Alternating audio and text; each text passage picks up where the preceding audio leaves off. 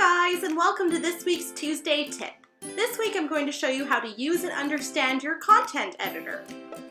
Step 1. Select the page you wish to edit. So first we're going to start out in the layout page, and since I don't want to edit my home page or my bio page, I'm actually going to create a new page just for our example purpose. So I'm going to hit new more pages, and then I'm going to create a new page. So we're just going to call it example page, just for easiest sake here. Example page, example page. Make sure it's spelled right. Battery's gonna die. Example page, perfect. And I'll just put this is an example, just so we've got some text to work with. Step 2, select all. Next I'm going to show you guys how to select all. Now, in order to select all, or if you want to select all, it's actually really good in case you want to change the font of everything you've written, or if you want to change the size, or if you want to underline something, or everything that you have in the text box there. So it's top left corner is the button, and you just select that, and it goes select all. And that's not the only way you can do to select all. If you just want to do a paragraph, you can just drag your cursor over, like just click and drag.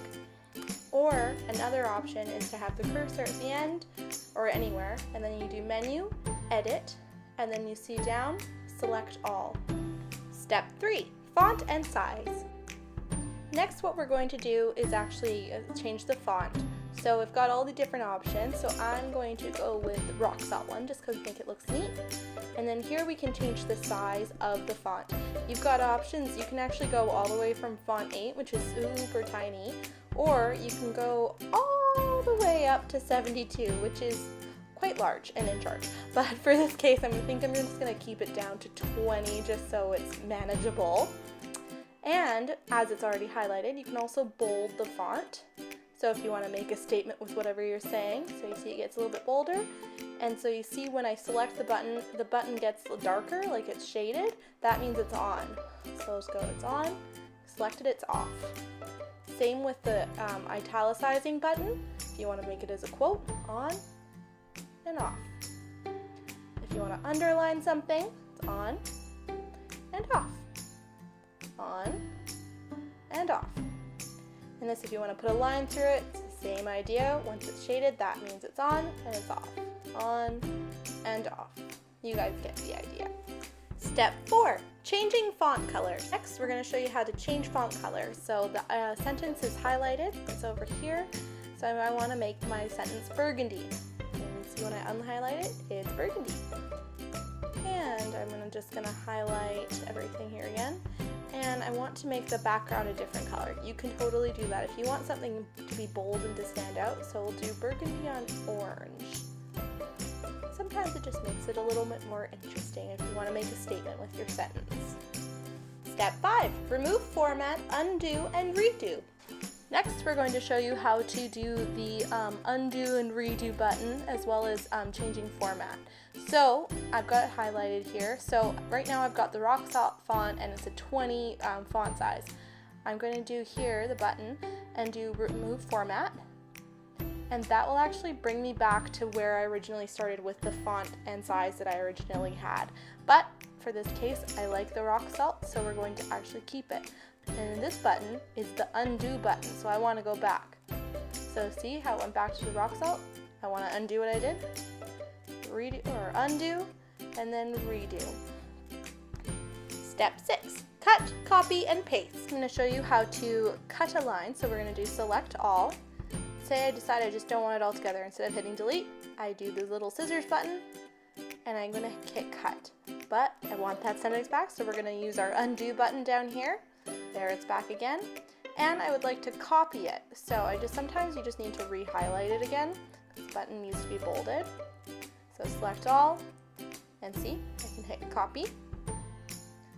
And then I want to paste it. So there's two different pasting options. There's pasting from the document or paste from Word.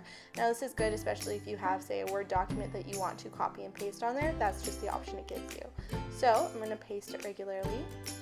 So Control V on your keyboard, that is how you paste something with your keyboard. So it does it there. So So in this example, I want to copy paste it here.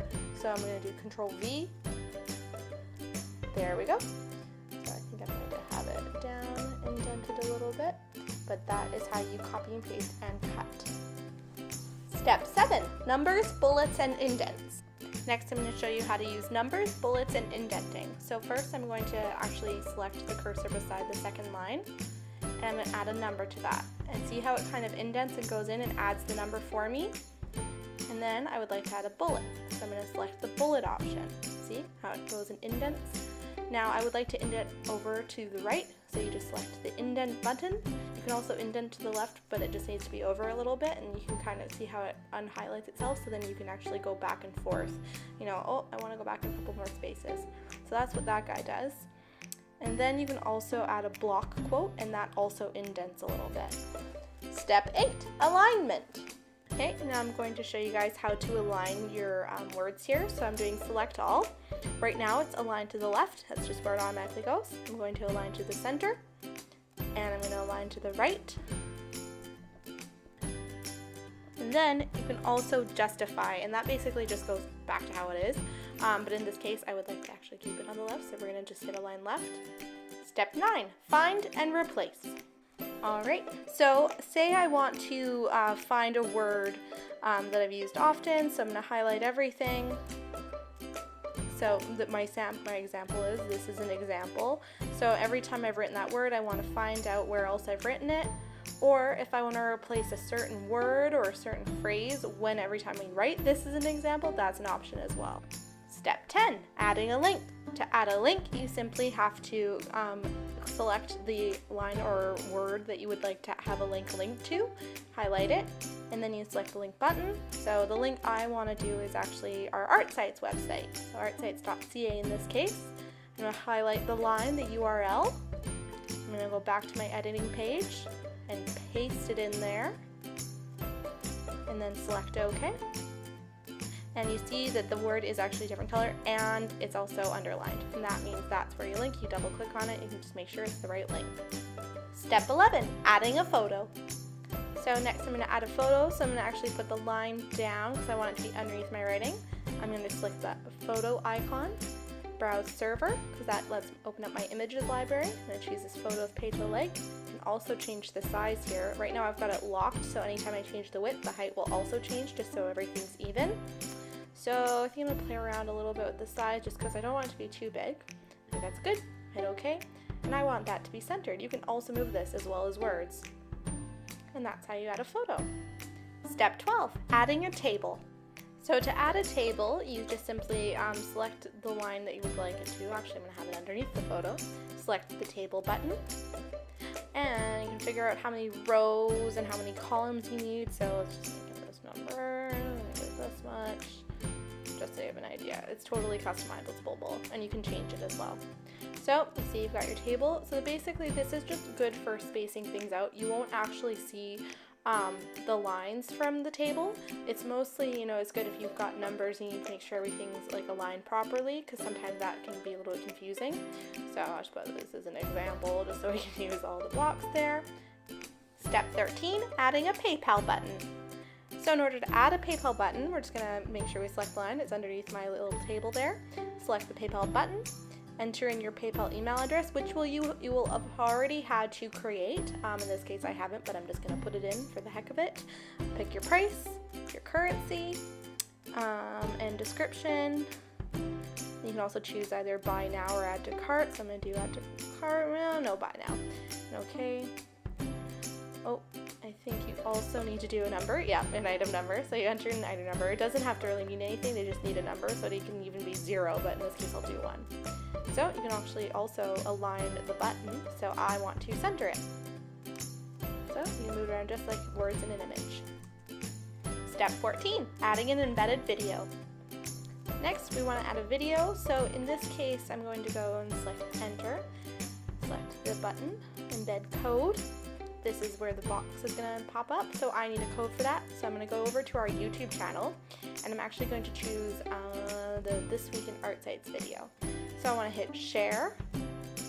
This is an example where you can get a code, and you see how share code is there, but I need the embedded code. So you select that and it's already highlighted for me. So I'm going to right click, copy, and then I'm going to go back to my editing page and paste and hit OK. And then when you scroll down, you'll see a box, step 15, showing blocks and code. Next, I'm going to show you the other buttons. So if, say, you want to actually show the blocks, your editing blocks, select the button, show blocks, and see it just kind of breaks it down into each section of line. And if, say, you wanted that to actually show up as like HTML code, if you're into that sort of thing, you can also do that, but it's definitely easier just leaving it as the editing check. Step 16, saving your work. Always important to save your work because you want to make sure all the work that you did just gets saved and then you can see it. So save the work, refresh the page, and now I'm going to actually go to my website and see what it looks like. So we're going to go to my example page. You can see this is an example and you see how it's kind of highlighted. I can select on it. The link takes me to the website. We'll go back. See my photo centered. I've got my table. See how it spaces everything out nice and evenly. I've got my centered buy now, PayPal button, and I've got my video. That's it for this week's Tuesday tip. Thanks so much for watching. If you like this video, make sure you give it a big thumbs up and comment below with any questions you may have and would like answered in future videos. If you're watching this on Facebook, make sure you like our Facebook page. And if you're watching this on YouTube, make sure you hit subscribe. Thanks for watching again and have a great week, everyone.